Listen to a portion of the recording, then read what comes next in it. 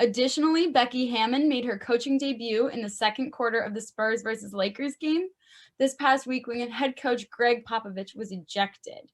So these are super exciting accomplishments, having two women in charge of more and more games, and we've seen that happening more all 2020. 2020 has been a very impressive year in terms of a lot of the strides we've seen that have been made for women in sports. And as for Becky Hammon, I think that's really where I think a lot of those strides are going to be made. I think she's going to be the first female head coach in the NBA. I really do believe that because everything that Gregg Popovich has been saying, we know his retirement is near, we know it's approaching, and we know that she is almost like his right-hand woman. I think there's only a matter of time until she really gets that opportunity to head coach in the NBA because she deserves it. She's obviously qualified and she's very talented. She led the team to a summer league title. She knows what she's doing and she's a terrific coach. And I think when she gets that opportunity, you're really going to see that barrier be broken down in that league and in sports. Yeah, and it's bouncing off of your point, Alex. I think with Hammond, what we've seen over the past few years is the fact that they really trust her with a lot of stuff in San Antonio. She is, the de facto top assistant to Popovich, even though I don't think he really delineates that stuff in title. But they hired her a few years ago, and Gregg Popovich has specifically said, this is not because she's a woman. This is not because we want to make history. This is because we think she could be really good. And we've seen that. I mean, you don't stay in that job next to Gregg Popovich if you're not good. And she's done that. And whether it's with the Spurs or somewhere else, she's going to be a head coach someday. We don't know exactly when.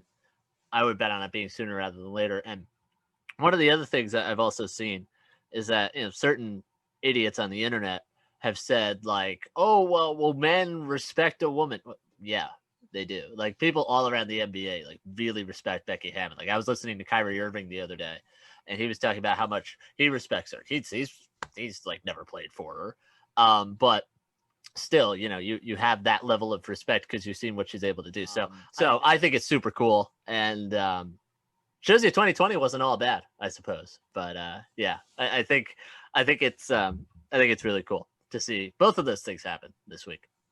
Yeah, I mean, I definitely speak as a woman. I love to see this. I'm super excited about it. As someone who is trying to pursue a career in sports, it's something that's not easy. The field is definitely male dominated. And so that's definitely something that I've already faced challenges with, and I'm only in college. So I give these women such credit for just being so relentless in their pursuit of their dreams. And I'm so excited that they are successful. I hope to see them be more successful. I really want to see Becky Hammon do more than just coach the one game. But I do think that she definitely has opportunities to be a head coach somewhere. And to your point, Jimmy, about how people on the internet were saying that maybe men wouldn't respect her. I mean, look at the Spurs team. They did respect her when she took over. I mean, there was no fanfare about it. She coached, they played well. That's what it is. So I think that that's super exciting. And I love to see that. Did you, before we move on here, did you guys see what Gregg Popovich said about how when he got ejected, what wound up happening? He gets tossed, as he every so often does, and they toss him, and he said literally, and they went back and showed the tape, this is what happened. He was walking off the floor, he pointed to Becky Hammon and said, "You do it." I mean, that's the level of trust they have, where it wasn't this premeditated thing. It was oh, you have to do this, you have to do that. It was nah, just go, coach. Just go do it. So I think that's really good to see too.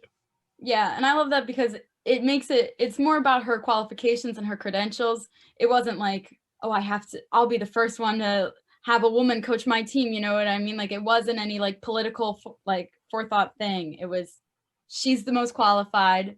She's going to coach the team. There's no questions about it.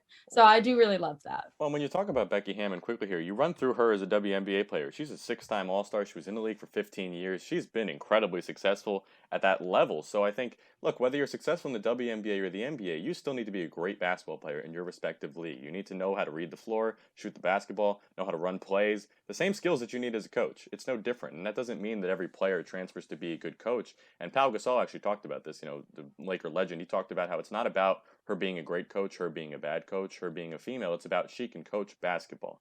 She knows basketball. And at the end of the day, that language doesn't need any sort of gender, it doesn't need any race. And that's what it matters in basketball and in any other sport.